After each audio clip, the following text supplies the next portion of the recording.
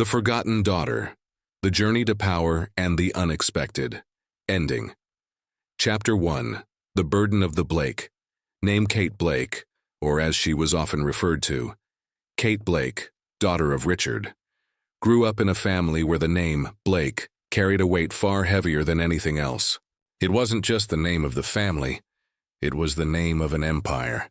Blake Industries wasn't merely a company. It was a symbol of success, power, and enormous expectations.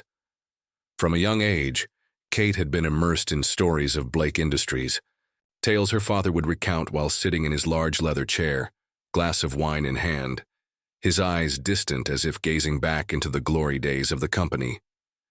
But these stories to Kate always lacked one critical detail: her. No matter how hard she tried, she could never seem to live up to her brother David.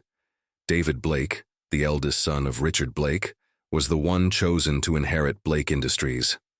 From childhood, David had been the family's pride. He was intelligent, decisive, and always prepared to take over his father's legacy.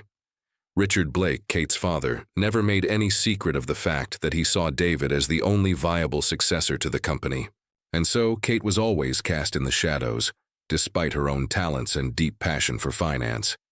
The difference between Kate and David: from a young age, all attention in the Blake household was focused on David.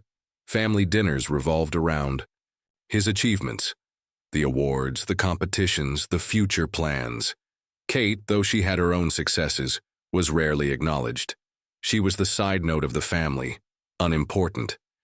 Her father, Richard, often ridiculed her for choosing finance, a career he deemed worthless compared to the practical fields like manufacturing or engineering that David pursued. To him, finance was just paper shuffling, a trivial thing that didn't compare to the real work done by David in the family business. Richard often referred to finance as moving paper, and belittled it in contrast to fields like production and technology, where David had shown his aptitude. To Richard, every important decision for Blake Industries was tied to product development, technological innovation, and real-world solutions. And David, with his practical thinking and strategic mindset, was the one trusted to lead the charge. Kate had no choice but to grow up under the shadow of her brother. She didn't feel jealousy per se, but deep within, there was a sense of injustice that never truly faded. No matter what she achieved, no one in her family ever recognized her for it. She was always just David's sister, the overlooked daughter, who wasn't given the same opportunities or respect. But Kate knew that if she ever wanted to succeed, she would have to carve out her own path, separate from the weight of her family's expectations. The desire to leave Kate had to convince herself that she could only truly succeed if she escaped her family's control.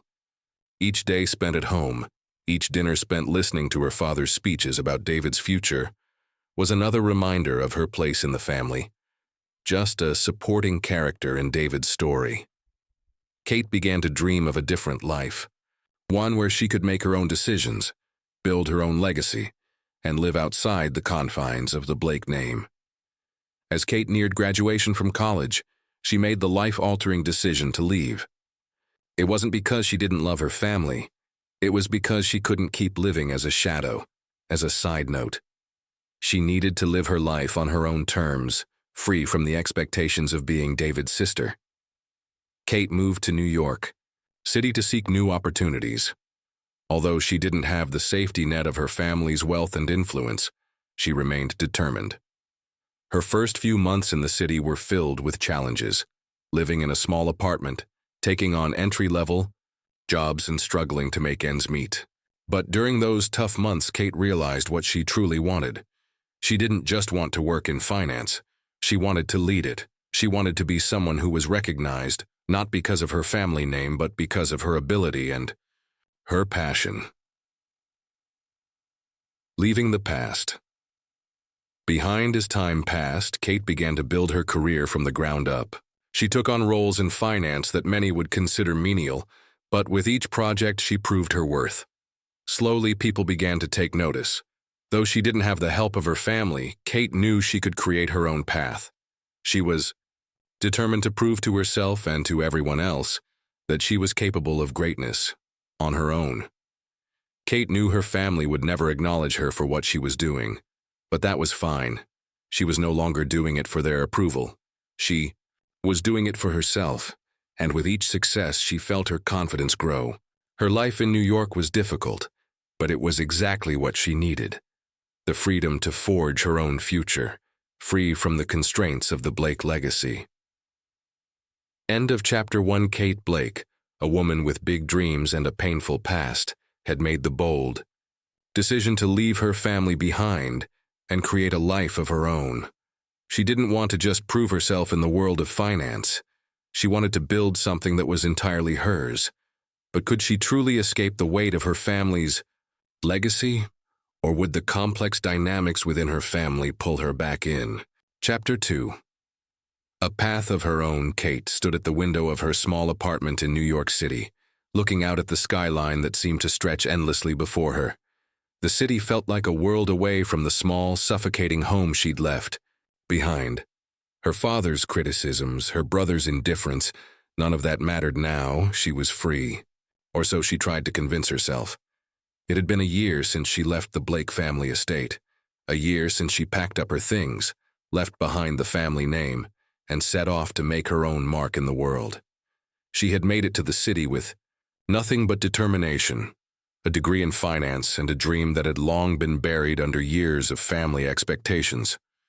But now, that dream was alive again, pulsing with each breath she took. New York had never been kind to anyone who wasn't prepared for its ferocity. Kate knew this better than anyone.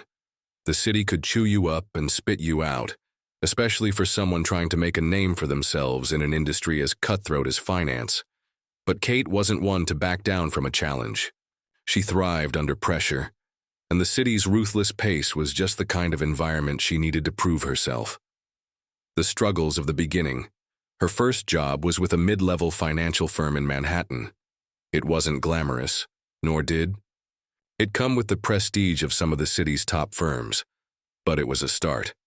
Kate had to earn her place, starting at the bottom, working long hours just to be noticed.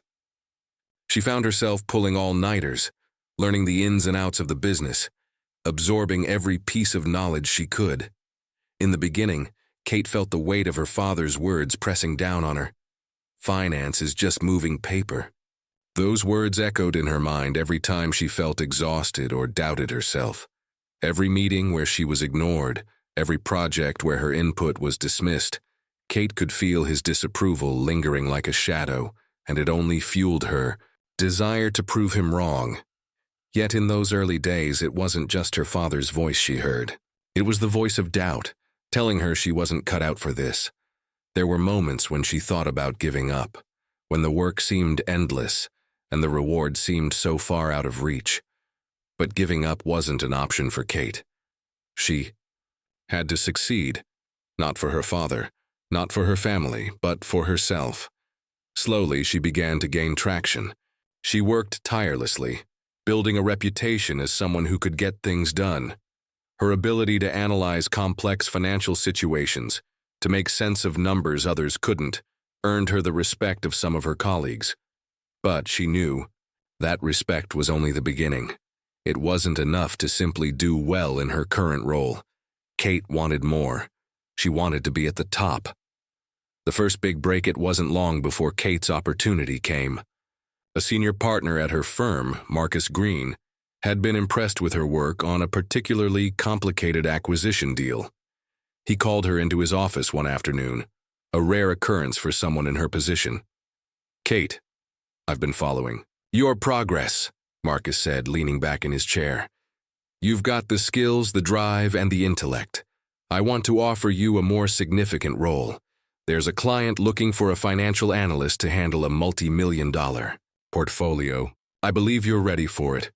It was everything Kate had been waiting for. She could feel the rush of excitement, mixed with the weight of the responsibility. This was her chance to step up, to prove that she was capable of more than just being the daughter of Richard Blake. She accepted the position, knowing full well that this was only the beginning. The road ahead was long, and there would be many more challenges, but for the first time in a long time, Kate felt like she was in control of her own destiny. A growing reputation. Over the next few months, Kate threw herself into the work. She became known for her meticulous attention to detail and her ability to spot opportunities where others saw only risk. Her name began to circulate within the firm, and she started receiving high-profile projects that put her in contact with some of the industry's most powerful players. One such project was a high-stakes merger involving two major tech companies. The financial intricacies of the deal were mind-boggling, but Kate relished the challenge. She spent countless hours poring over the numbers, crafting a strategy that would benefit both parties. The deal was risky, but it had the potential for enormous rewards. When the merger... The first big break, it wasn't long before Kate's opportunity came. A senior partner at her firm, Marcus Green, had been impressed with her work on a particularly complicated acquisition deal. He called her into his office one afternoon, a rare occurrence for someone in her position. "Kate, I've been following your progress," Marcus said, leaning back in his chair. "You've got the skills, the drive, and the intellect. I want to offer you a more significant role. There's a client looking for a financial analyst to handle a multi-million-dollar portfolio. I believe you're ready for it." It was everything Kate had been waiting for. She could feel the rush of excitement, mixed with the weight of the responsibility. This was her chance to step up, to prove that she was capable of more than just being the daughter of Richard Blake.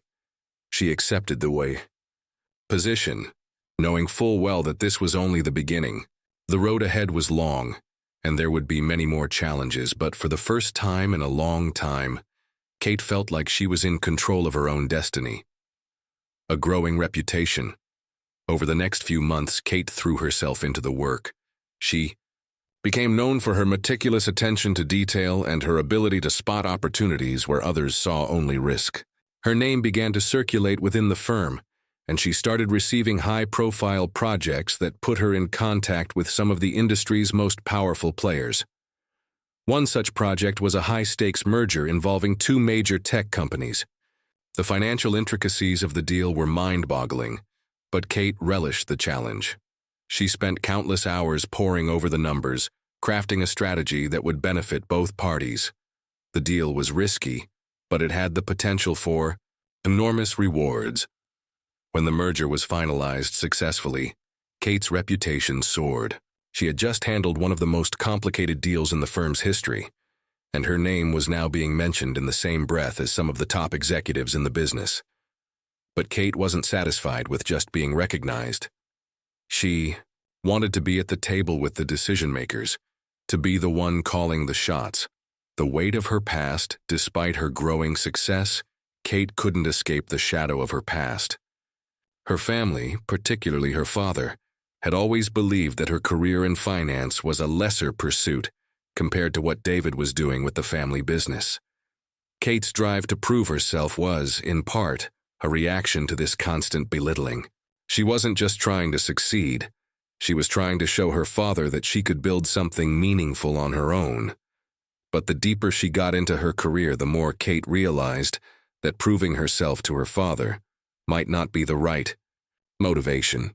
She didn't need his approval, and she didn't need to outshine David. She needed to do this for herself, to fulfill the dreams she'd kept buried for so long.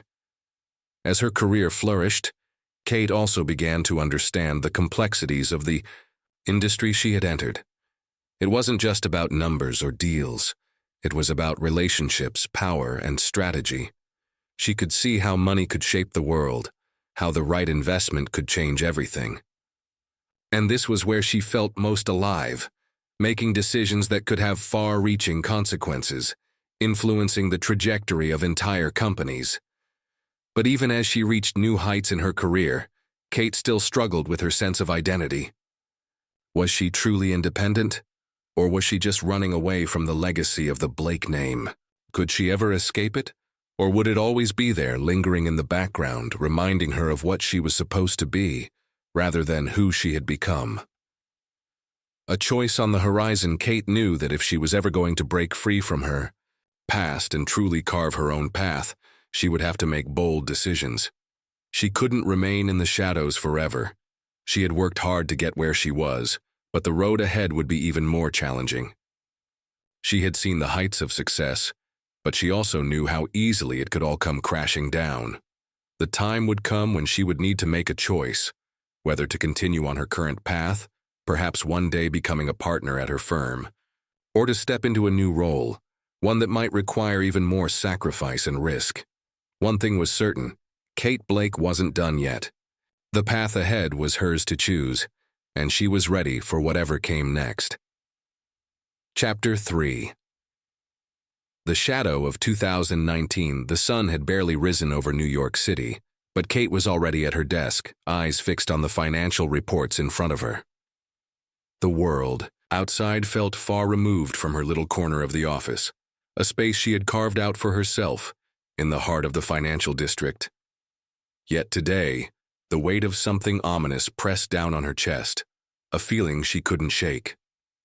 Kate had learned to trust her instincts, and right now something didn't feel right. She had spent the past few weeks noticing unusual patterns in the market, signs of instability that were hard to ignore. It wasn't just the numbers, it was the whispers she heard in the industry. There were murmurs of Blake Industries struggling. Kate tried to push it from her mind, dismissing it as just rumors. But as the days passed, the reality of the situation became more undeniable. It was late November 2019 when the first real sign of trouble hit. Blake Industries was facing a major financial crisis. A combination of mismanagement and a series of failed investments had led to a looming bankruptcy. The news sent shockwaves through the company, and Kate found herself glued to her phone, her heart pounding in her chest. This was no small matter. This was the company her father had built, the legacy her brother was supposed to inherit. And now it was at risk of crumbling. Kate's mind raced. She couldn't believe what she was reading. Blake Industries was her family's legacy, the company that had defined her father's entire career. But there was no denying it. The company was in deep trouble. Stocks were plummeting, creditors were circling, and the future of the business looked bleak. But there was more to it than just a corporate collapse. Kate's gut told her that this wasn't just bad luck or poor decision-making. There were signs that something deeper, something more insidious was at play. The company's troubles didn't seem to be an accident. They felt deliberate, and that realization sent a chill down her spine. Was someone sabotaging Blake Industries from within? Kate thought about her father, Richard Blake. He was a man of immense pride, but also a man who was stubborn to the point of arrogance. He had always insisted that the family business was invulnerable, that nothing could ever bring it down. But now, it seemed, everything was starting to unravel. And though Kate had been on the outside looking in for years, she couldn't shake the feeling that this was a moment she could not ignore. The decision to act. Kate's mind flashed back to her days as a child, sitting at the dinner table as her father talked about the future of Blake Industries. Richard Blake had always treated the business as a personal extension of himself, his identity bound to its success. There was no room for failure in his eyes, and certainly no room for any of his children to take the reins.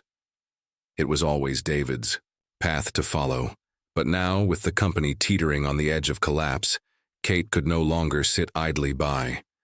This was the moment she had been waiting for, an opportunity to step in and take control, not just for her own benefit, but for the survival of the company itself.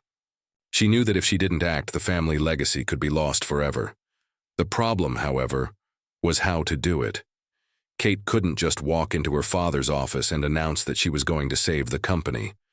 Richard Blake would never accept help from her, not after years of dismissing her efforts and belittling her career.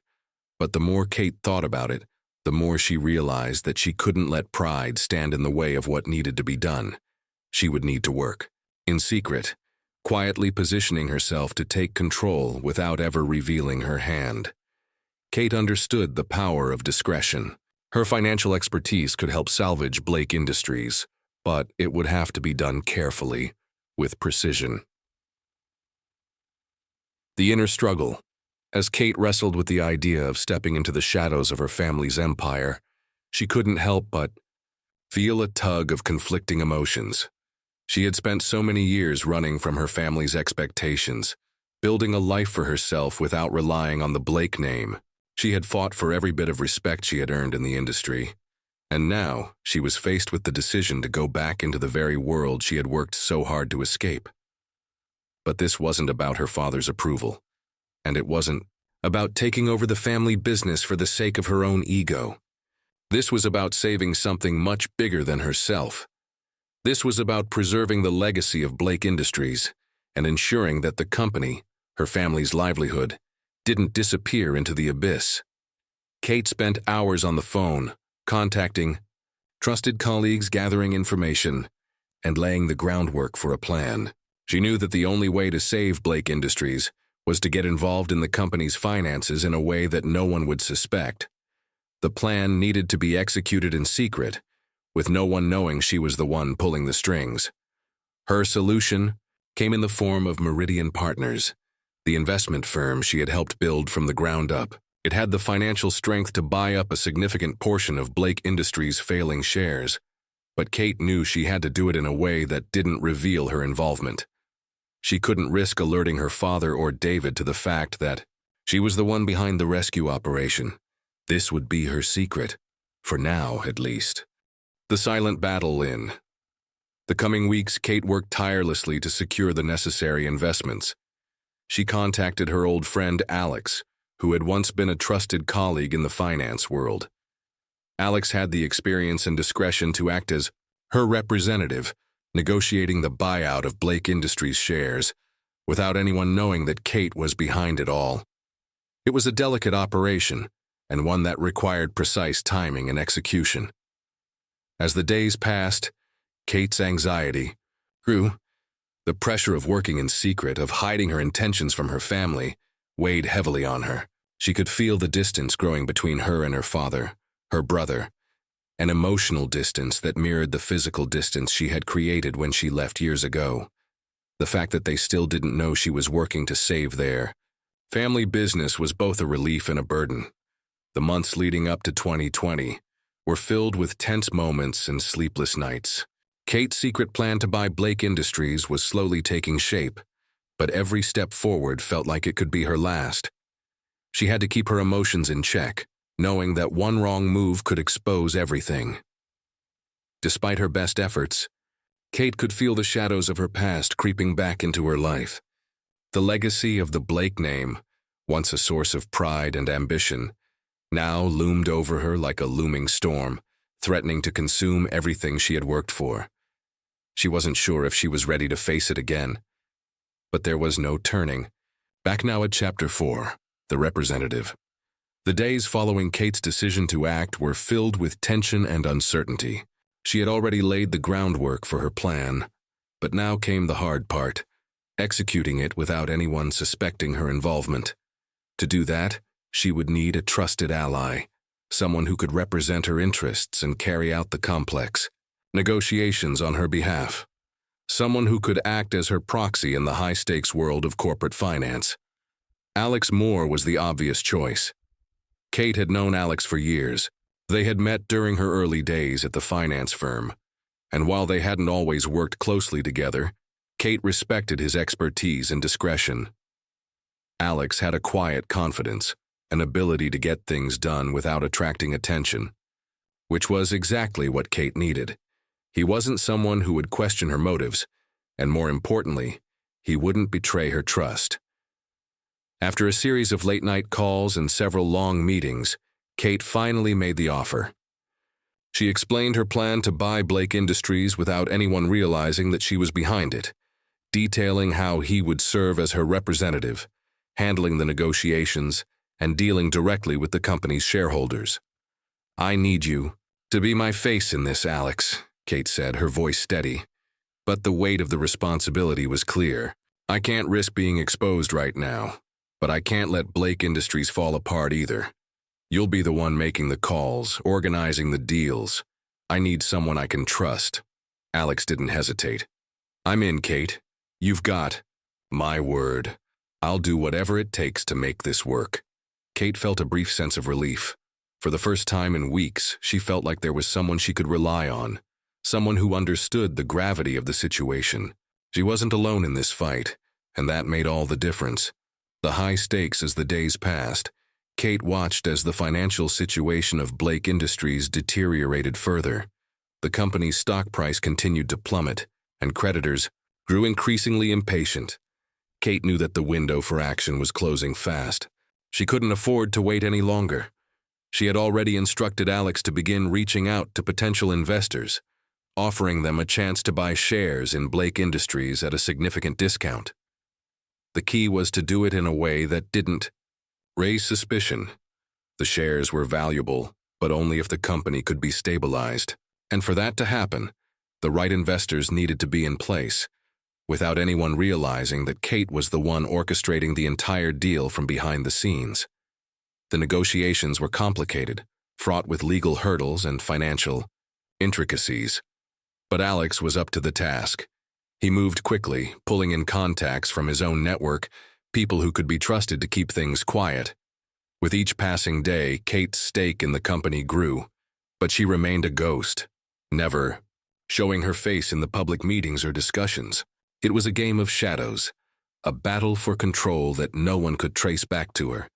But as the weeks went on, Kate began to feel the pressure mounting. Every step forward felt like a risk, and every decision weighed heavily on her conscience. She was playing a dangerous game, and if anyone, especially her father, found out that she was behind the deal, it could destroy everything she had worked for. At times she wondered if she was making the right choice. She had built a life for herself separate from the Blake legacy, but here she was, fighting to save it. And the more she thought about it, the more she realized that the decision wasn't about her father or David.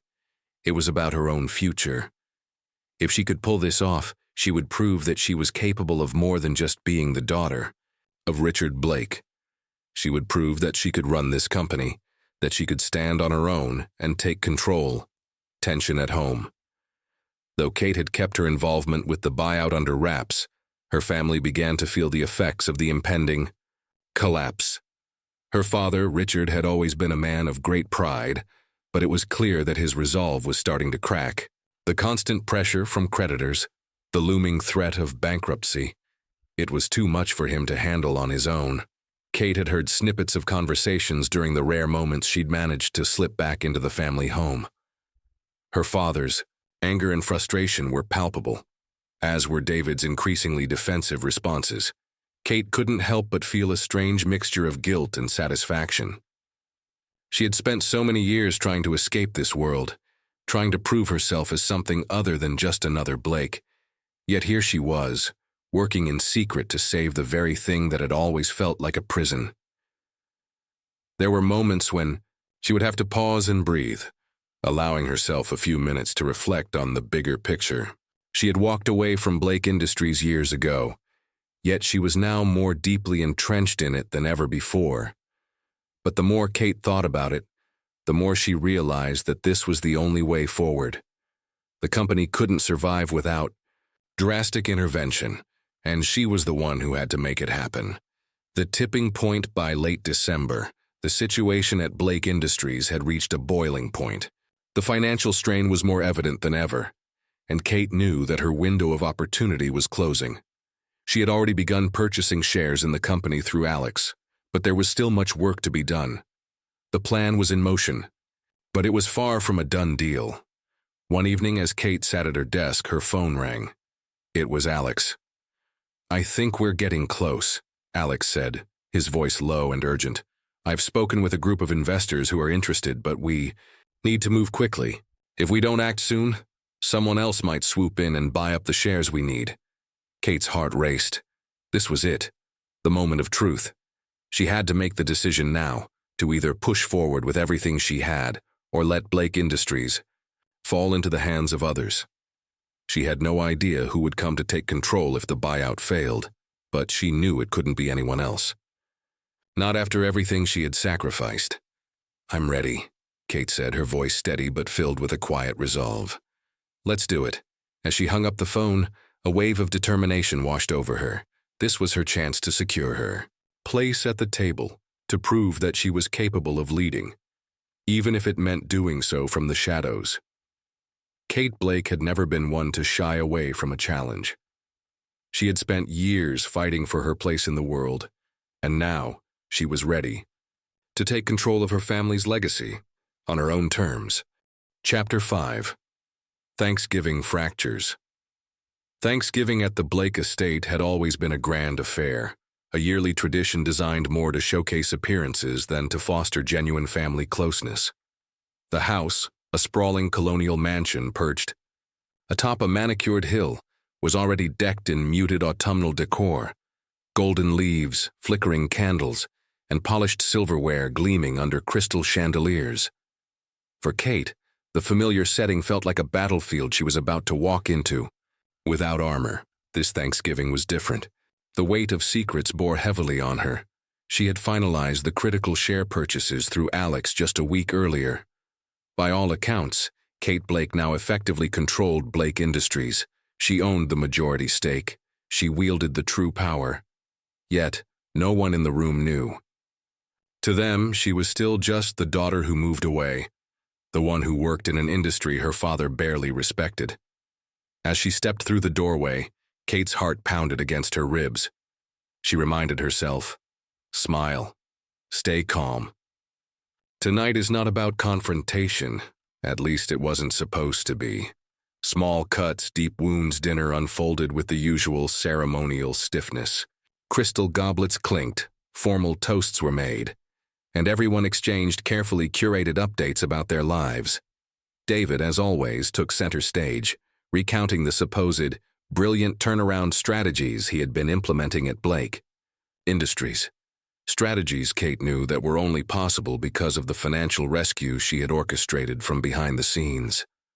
Her father, Richard Blake, sat at the head of the table, his presence looming over the evening like a dark cloud. His once vibrant eyes were now sharper, colder, a general surveying the remnants of his empire. When the conversation inevitably drifted toward the family business, Richard cleared his throat and looked pointedly at David. "I have to say," he began, raising his wine glass, "I'm proud of the way you've handled the crisis, son. Your leadership has breathed new life into the company. Real leadership." He let the words hang, weighted and sharp before adding, "Not like moving numbers around on a computer screen." Kate felt the jab slice into her skin, even though it came shrouded in casual disdain. She didn't flinch. She had trained for this her whole life. "That's right," David added, his voice oozing smugness. "There's no substitute for being on the ground doing the real work. No offense, Katie." Katie. The name sounded like a slap, a reminder that no matter what she achieved, they still saw her as the little girl who couldn't possibly understand the weight of real business. Kate placed her fork down carefully. Her appetite was gone, replaced by a storm churning in her chest. For a moment, she considered letting it go, keeping the peace, smiling through the pain, like she always did. But something inside her broke loose, a dam that could no longer hold back the flood. She straightened her back, lifting her gaze to meet her father's, her voice calm but resolute. "You're right. Dad, moving numbers around wouldn't have saved Blake Industries from collapse." A few heads turned, sensing a sudden shift in the atmosphere. "What's that supposed to mean?" Richard asked, his eyes narrowing. Kate took a breath, steadying herself on the precipice of revelation. "It means," she said, "that while you and David were busy pretending everything was fine, someone else had to step in. Someone had to actually save the company." The table fell silent. Even the clinking of utensils ceased. Her mother, Margaret, shot her a worried look. David's fork froze halfway to his mouth. Richard leaned forward, confusion turning into suspicion. "And who would that be?" he demanded.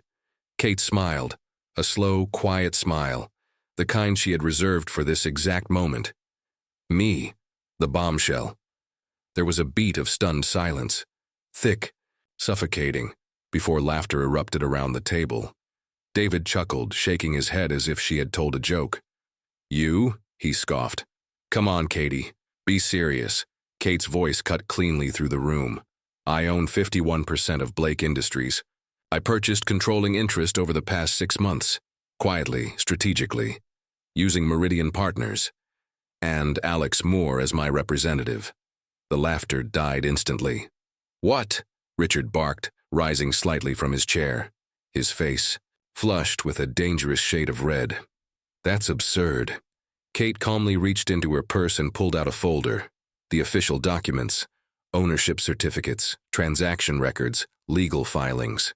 She laid them neatly on the table, sliding them toward her father. No, Dad, it's real. I've been the one keeping Blake afloat. Without me, there wouldn't be a company left to save. Richard grabbed the documents with trembling hands, scanning the pages. David leaned over his shoulder, his face turning pale as the truth sank. For a long moment, no one spoke. Then Richard slammed the folder shut with a deafening thud. This is betrayal, he snarled. You went behind our backs, behind my back, to seize what wasn't yours. Kate didn't flinch. I did what had to be done, she said, because you were too proud to admit the company needed help. You would have let it die rather than accept that your daughter could save it. Richard's hands clenched into fists. You think this gives you power over us, he spat. You'll never be one of us, Kate, no matter how much paper you push around. Kate stood up slowly, steadying herself on legs that felt both furious and free. I'm not trying to be one of you, she said. I'm trying to build something. Better? She turned and walked out of the dining room, leaving behind a family shattered by truth, their world tilting on its axis. Shattered reflections. Later, standing on the balcony outside, Kate let the cold night air sting her face. Inside, she could still hear the muffled sounds of argument. Richard's booming voice, David's defensive blustering. She closed her eyes, letting the chaos fall away. The truth was out now. There was no going back. The fracture was deep, and it would only grow wider in the days to come. But for the first time in her life, Kate Blake didn't feel small or powerless. She had seized her destiny with her own 2 hands. No longer the overlooked daughter, no longer the outsider, no longer seeking permission. Whatever came next, war, peace, or something in between, she would face it as her own woman. And this time the Blake name would stand because of her, not in spite of her. Chapter 6. Broken Pieces. The morning after Thanksgiving dawned gray and cold, a fitting mirror for the chaos that had shattered the Blake family the night before. Kate sat alone in a quiet corner of the estate's library, nursing a cup of black coffee that had long gone cold. The heavy leather-bound books, the ticking grandfather clock, the faint smell of polished oak, everything felt frozen, suspended in the thick air of aftermath. Her phone buzzed incessantly with missed calls and angry text messages. David, her father, even Margaret, her mother, whose texts were a flurry of pleading words. Please talk to him. Please fix this. Please don't tear the family apart. Kate closed her eyes, exhaustion pulling at the edges of her mind. She hadn't slept. Not because of guilt. She felt none, but because she knew the storm was just beginning. A house divided. The official board meeting was scheduled for the afternoon. It wasn't supposed to happen this way. Public, messy, personal. But once the truth was out, there was no controlling the pace. The leadership of Blake Industries now hung in a delicate, bitter balance. Kate arrived early at the downtown headquarters, dressed in a sharply tailored navy suit, her hair pinned back in a no-nonsense knot. She wasn't here to argue. She was here to lead. As she stepped into the sleek glass conference room, she could feel the temperature drop. David sat at one end of the massive mahogany table, his jaw locked tight. Their father was at the other, surrounded by a handful of loyal executives whose eyes darted anxiously between them. Kate took her seat at the center, right where the bylaws said the majority shareholder belonged. Richard's voice was the first. To break the silence. You've embarrassed this family, he said, low and venomous. You've embarrassed me? Kate met his gaze steadily. I saved this family, Dad, whether you like it or not. The tension crackled like a live wire. An older board member, Mr. Halverson, cleared his throat nervously. Before we proceed with personal matters, he said. "We must establish the legal standing of the current ownership." Kate slid a neatly organized packet across the table. "Here are the verified documents. Ownership of 51% of Blake Industries is under my name via Meridian Partners Holdings, confirmed by third-party audit." Richard didn't even look at the papers. His lips curled in disdain. "Technicalities," David finally spoke up, his voice hard with resentment. "You don't even know how to run a manufacturing company, Kate. You've never gotten your hands dirty. You think numbers on a spreadsheet are the same as running a floor full of workers?" Kate's hands remained folded calmly on the table. "No," she said. "I respect the difference. That's why I'm not firing either of you." She let that land. A beat. "I'm proposing we restructure. I'll take over financial oversight as Chief Financial Officer. David will continue as Chief Operating Officer.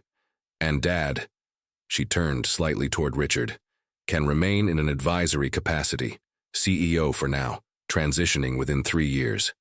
The room was stunned into silence. It was the ultimate olive branch, and yet it only fanned the flames. "You dare to dictate terms to me?" Richard hissed, his face darkening. "In my company?" "It's not your company anymore, Dad," Kate said softly. "It's ours. And it's either this or the collapse you were too blind to see coming." Fault lines. The shouting began shortly after. Richard accused her of betrayal. David accused her of ambition, of disloyalty, of selfishness. Kate absorbed every insult like armor against the storm. She had anticipated it all, the rage, the denial, the attempts to strip her of legitimacy. But what she hadn't anticipated was the depth of the wounds it would open in her own heart. She wasn't here to destroy her family. She had only wanted to save what they were too proud to admit was crumbling. But pride ran deeper than blood in the Blake line. After 2 hours of furious debate, Mr. Halverson finally banged the table for order. "The legal reality is clear," he said, exhausted. "Miss Blake is the majority owner. The restructuring proposal stands unless she decides otherwise." Kate stood, gathering her papers into a sleek leather folder. "My office will circulate a formal proposal draft tomorrow," she said, her voice even. "You'll have 48 hours to review. After that, the new leadership structure will be implemented." As she turned to leave, her father's voice lashed out behind her. "You're no Blake. You never were." She paused at the door, her hand resting on the frame. "No," she said without turning. "I'm something better." And she walked away, leaving the broken pieces of the old world behind her. Aftershocks back in her apartment that night, the adrenaline finally wore off. Kate curled up on her couch, a glass of whiskey untouched in her hand, staring out at the city skyline. She had won the battle, but victory felt strangely hollow. The faces of her father, her brother, her mother, all twisted in pain and betrayal, haunted her. Had she truly saved anything? Or had she only burned it all down? Her phone vibrated on the coffee table, a message from Alex. "Proud of you. Whatever happens next, you did the right thing." Kate let the words sink into her battered heart. Maybe this was what leadership really meant, doing what was necessary, even when it cost you the things you loved. The Blake family was broken now. The company was hers to hold together, and tomorrow the real work would begin. Not just rebuilding Blake Industries, but rebuilding herself. Chapter 7. Confrontation in the dark. The factory floor was eerily silent at night. Only the low hum of machines idling and the distant echoes of the night shift working elsewhere punctuated the heavy stillness. Kate stood at the entrance of the old Blake Industries manufacturing plant, the original heart of the company, a place she hadn't stepped into since she was a teenager tagging along after her father. It smelled of metal and oil and history, a sharp reminder of the legacy she had fought so hard to save, and the man she had fought so hard to prove herself to. The message from her father had been simple, almost cryptic. "Meet me at the plant. Midnight." Against her better judgment, Kate had come.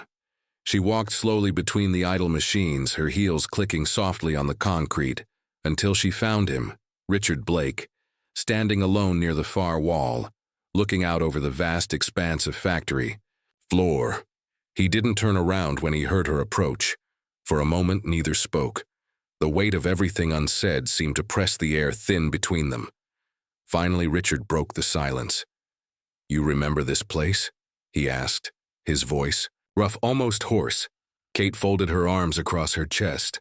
"I remember you bringing David here when he was 8, showing him the future of the Blakes." She allowed herself a wry smile. "You made me wait in the car." A muscle in Richard's jaw twitched. He still didn't face her. "I thought you'd be bored," he said after a long pause. "I wasn't," Kate replied quietly. "I wanted to understand. I wanted to belong." The confession lingered in the cold air, raw and vulnerable.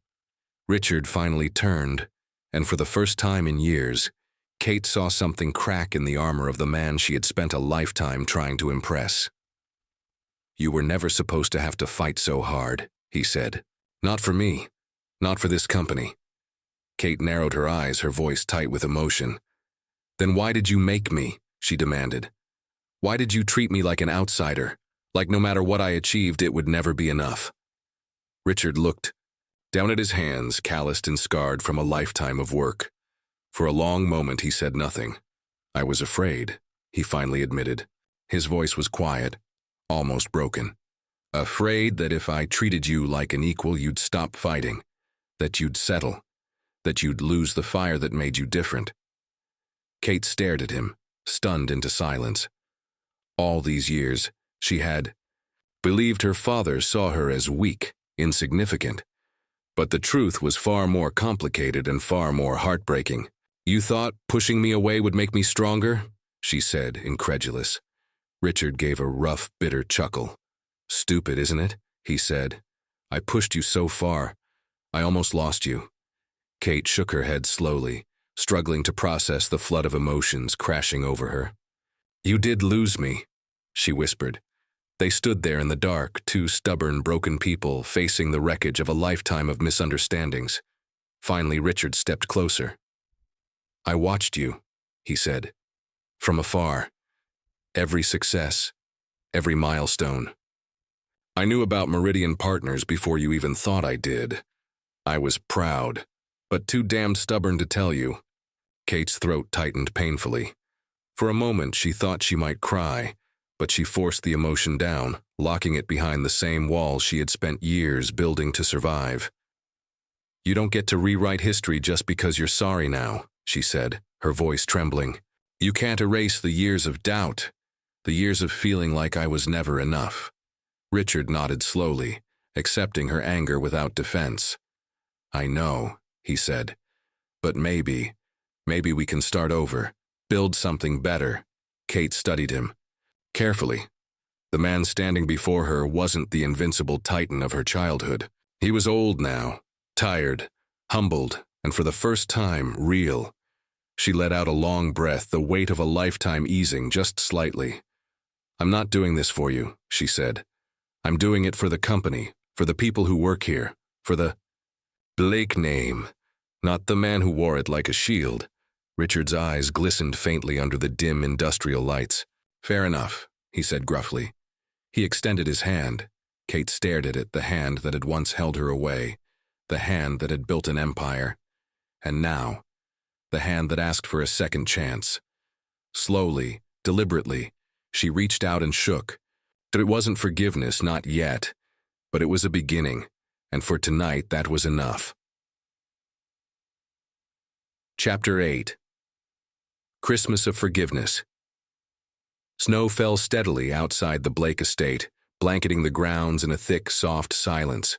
The stately house, with its tall windows and ivy-clad stone, looked almost serene under the pale December sky, a sharp contrast to the turmoil that had haunted its halls over the past month. Kate stood by the front door, clutching a bottle of wine and a tin of homemade cookies, Margaret's idea of a peace offering. She hadn't set foot here since Thanksgiving night, and her stomach churned with a mix of dread and cautious hope. Tonight wasn't about business deals or ownership stakes. It was Christmas Eve, and maybe, just maybe, it was time to try again. She drew a deep breath and rang the bell. Moments later, the door opened, revealing Margaret Blake, her mother, in a festive red sweater adorned with tiny embroidered holly leaves. Her eyes filled with tears the moment she saw Kate. "Oh, sweetheart," Margaret whispered, pulling her daughter into a fierce hug. "I'm so glad you're here." For the first time in a long time, Kate allowed herself to lean into the embrace and uneasy truce. The living room was warm and inviting, the fireplace crackling, the Christmas tree glittering with delicate ornaments collected over decades. Familiar carols played softly from a vintage record player. David stood stiffly by the tree, drink in hand. His expression was guarded, his jaw tight. Beside him, his wife, Lauren, offered Kate a tentative smile. Kate gave a small nod in return. Richard sat in his usual armchair by the fire, his cane resting against the side. He didn't rise when Kate entered, but his gaze met hers. Steady, serious, different. Kate hesitated just inside the room, feeling the weight of every unresolved emotion pressing down on her. Margaret bustled around, determined to maintain some semblance of normalcy. Come in," she said brightly, though her voice trembled with emotion. "We're just about to start dinner." Kate moved forward, feeling every eye on her. It wasn't exactly a welcome party, but it wasn't a battlefield either. It was a fragile, unspoken truce. Breaking the silence, dinner was a quiet affair at first. Conversations about the weather, old neighbors, and mundane topics filled the air. Thin, brittle attempts at civility. Kate responded politely but distantly, maintaining the careful walls she had spent years constructing. But then, halfway through the meal, Richard set down his fork with a sharp clink against his plate. "This isn't what Christmas is supposed to be," he said gruffly, looking around the table. Everyone froze. Margaret's hand tightened around her wine glass. David shot Kate a wary glance. Even the children stopped picking at their food. Richard leaned forward, resting his elbows heavily on the table. "I was wrong," he said, his voice low but clear. "About a lot of things." The words hung in the air, shocking in their simplicity. Kate blinked, unsure she'd heard correctly. "I was wrong to push you away, Katie," Richard continued, his gaze fixed on her. "Wrong to think you weren't strong enough or smart enough. You've built something extraordinary. You saved what I was too stubborn to see slipping away." The room held its breath. "And I'm sorry," he finished, his voice cracking slightly, "for every moment I made you feel less than you are." Kate stared at him, her heart pounding. All her life, she had dreamed of hearing those words, and now that they had come, she didn't know what to do with them. Across the table, David shifted uncomfortably. "I was jealous," he muttered under his breath, surprising everyone, most of all himself. "You were always better at seeing the big picture. I just thought if I worked harder, if I stayed loyal, Dad would see me as the natural heir." Kate met her brother's eyes, seeing for the first time the vulnerability hiding beneath his anger. For a long moment, no one spoke. Then, quietly, Margaret reached across the table and took Kate's hand. "We made mistakes," she said, her voice thick. "With emotion, all of us, but we want to fix it if you'll let us." Kate swallowed hard, the lump in her throat making it difficult to breathe. Forgiveness wasn't a single moment. It wasn't a speech or a ceremony. It was a choice, and 1,000 more choices every day after that. Slowly, she squeezed her mother's hand back. "I want to fix it too," Kate said, her voice barely a whisper. The tension broke like a dam bursting, and suddenly Margaret was crying openly, and Richard's shoulders sagged with relief, and David gave a rough, almost laugh-like sound that might have been the beginning of tears. A new tradition after dinner, the family gathered around the fire. The children opened early gifts. David helped his son assemble a complicated model train set. Margaret passed around hot cocoa and gingerbread cookies. Richard told stories of his own childhood Christmases, stories Kate had never heard before. And Kate let herself Relax just a little. Later, Richard pulled her aside, near the old oak-paneled study that had always been off-limits when she was a child. I want you here, he said simply. Not just as CFO, not just for appearances, as part of this family, as my daughter, as my equal. Kate searched his face, looking for any hint of condescension, any trace of manipulation. She found none. I'll stay, she said, her voice steady. But we do this differently, with respect, with honesty. Richard nodded, a slow, proud smile breaking across his weathered face. That's all I could ever hope for, he said. For the first time in her life, Kate believed him. As the snow continued to fall outside, blanketing the old wounds and the new beginnings alike, the Blakes sat together, not as enemies, not as strangers, but as a family, fragile and imperfect, daring to hope again. Chapter 9. New Dawn. The first workday of the new year dawned cold and clear, the January sun barely peeking over the horizon as Kate pulled into the Blake Industries headquarters. She sat for a moment in the parking lot, staring up at the familiar, yet somehow different building. It was strange how something could feel both like home and foreign ground all at once. Today wasn't just a new year, it was the start of a new era. Her era. Kate adjusted the collar of her coat, gathered her bag and briefcase, and stepped out into the crisp morning air. A different kind of entrance. The receptionist, a young woman Kate vaguely recognized from past visits, greeted her with a nervous smile. "Good morning, Ms. Blake," she said, standing a little straighter. "Welcome back," Kate smiled warmly. It wasn't lost on her how different this entrance was compared to all the years she had walked into corporate towers under Meridian's banner. An outsider, a disruptor. Now she was walking into her family's legacy as a leader, not a shadow. In the executive wing, things were already buzzing. Assistants darted between offices, carrying stacks of reports and schedules. Analysts huddled over spreadsheets. Even the air smelled sharper, of brewing coffee, polished wood, and adrenaline. Kate's new office had once belonged to the chief financial officer before her. It was spacious, full of sunlight, with a view of the city skyline and the river. Beyond, on the desk, a small brass nameplate awaited her. Catherine Blake, Chief Financial Officer.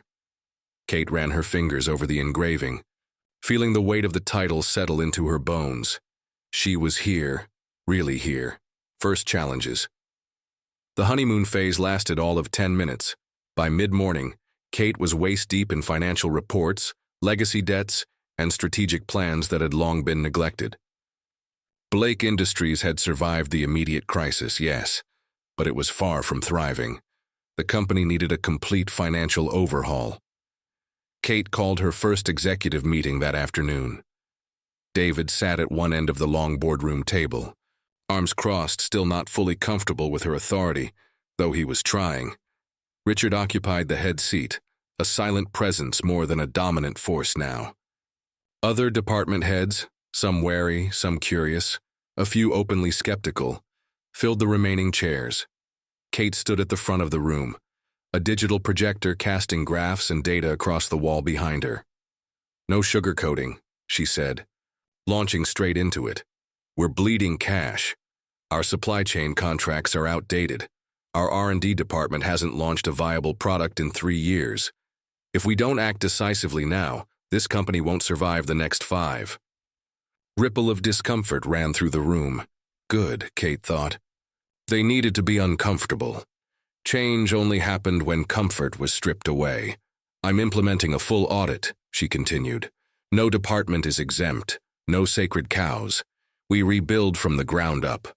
One of the older executives, a man who had served under Richard for decades, frowned. "And what happens if we don't like the changes you propose?" he challenged. Kate met his gaze, steady and unflinching. "Then you're welcome to leave," she said calmly. "Because Blake Industries isn't just surviving anymore. We're going to lead. And if you can't be part of that, you won't be part of us at all." Silence. Then slowly, Richard leaned back in his chair, a small, almost imperceptible smile playing at the corners of his mouth. For once, he wasn't the one enforcing discipline. Kate was, and he approved. Small wins, hard fights, the eye. First weeks were brutal. Kate worked 12, 14, sometimes 16-hour days. She fought entrenched mindsets, battled old loyalties, and fended off attempts to undercut her authority from executives still nostalgic for the old ways. David, to his credit, did his best to support her, even if sometimes he needed a nudge. To remember that they were supposed to be on the same side now. They fought. Oh, how they fought, over budgets, over hiring decisions, over strategy. But the fights were different now, more professional, less personal. There was grudging respect growing between them, built on shared battle scars. Late one night after yet another brutal budget review session, David slumped into a chair across from her office desk. "You know," he said, rubbing his temples. "You're a real pain in the ass," Kate laughed, a sharp, genuine sound. "Yeah," she said, "and you're slow to adapt." He grinned at that, a rare, easy smile. "But," he added, "I'm glad you're here, even if you drive me crazy." Kate's smile softened. "Me too."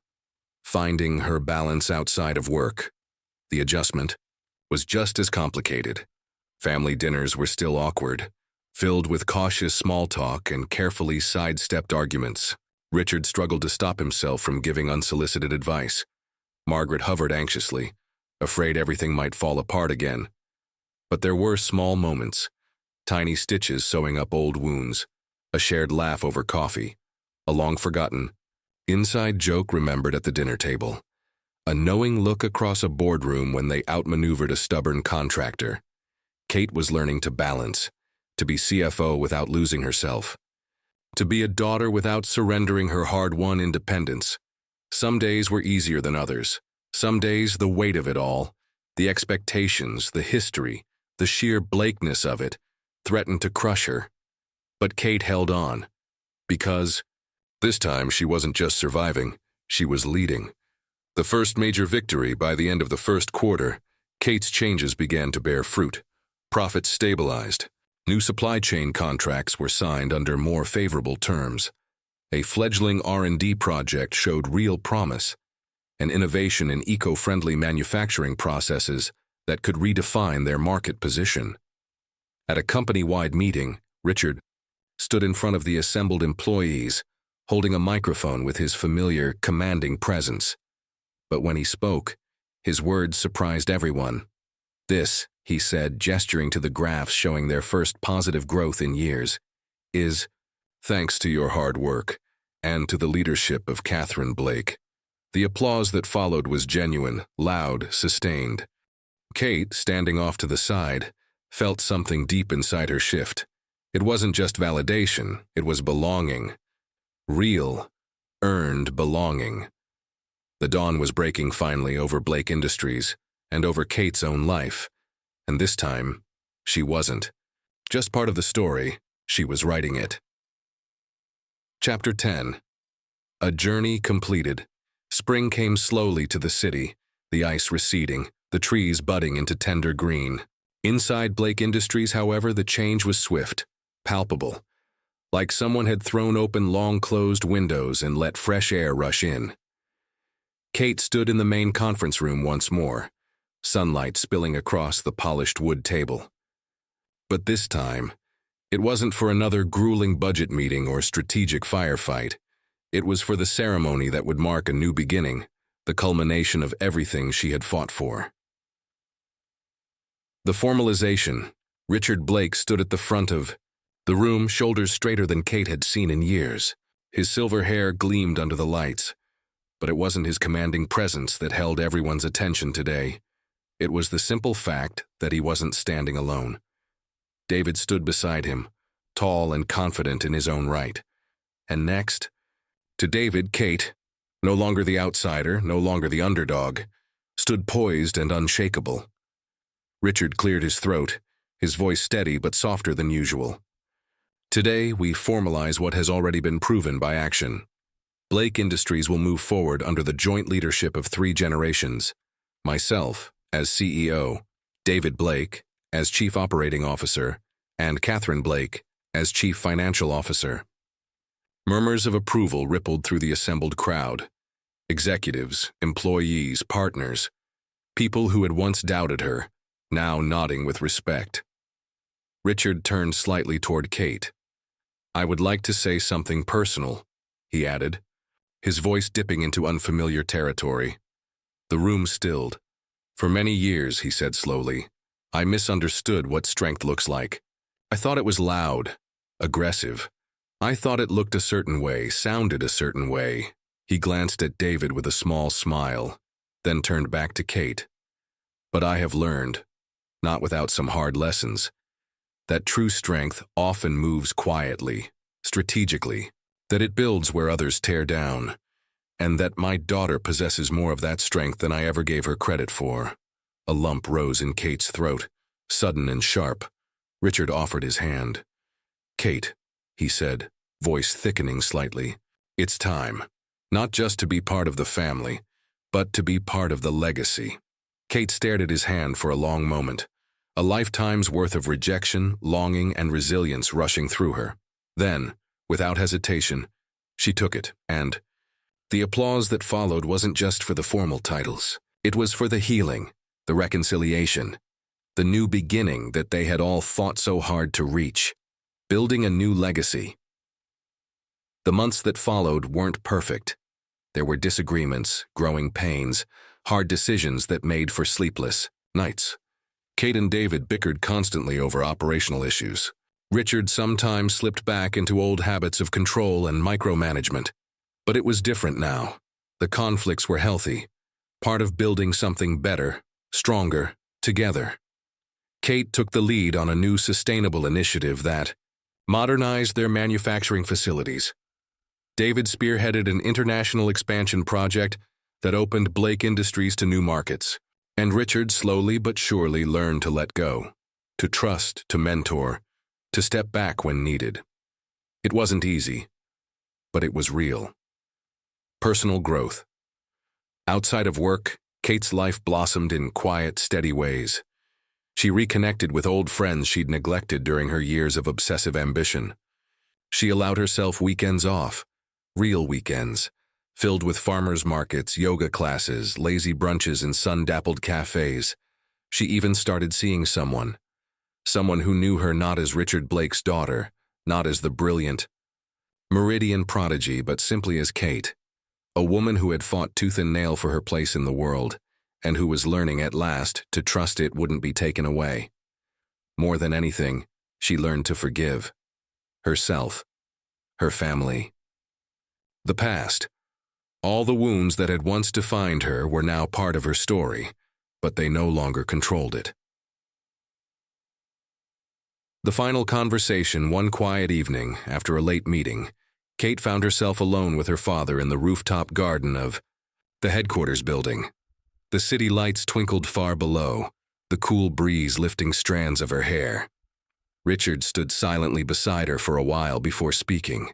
"I always watched, you know," he said, voice low, "even when you thought I wasn't paying attention." Kate glanced at him, skeptical but curious. "I kept every article," he continued. "Every award, every success. I had a whole file cabinet full of your achievements. I didn't know how to tell you how proud I was without feeling like I was losing." Kate's heart twisted, a bittersweet ache. "You weren't losing, Dad," she said softly. "You were gaining." He gave a small, rueful chuckle. "Took me long enough to figure that out." They stood there for a moment longer, side by side. Not adversaries, not strangers. Just a father and daughter finally seeing each other clearly, finally standing on even ground. A journey completed. The next morning, Kate arrived early at the office. She stood in the lobby for a moment, breathing it all in. The polished floors, the hum of elevators, the low murmur of employees greeting each other. She thought of the girl she used to be, desperate for approval, burning with anger, terrified of being invisible. And she thought of the woman she was now, steady, proud, fearless. Her journey wasn't over, but the chapter that had begun in shadows and resentment had finally reached its rightful end. Kate smiled to herself, feeling the sunlight spill through the glass doors onto her face. She was home. She was whole, and the future was hers to shape.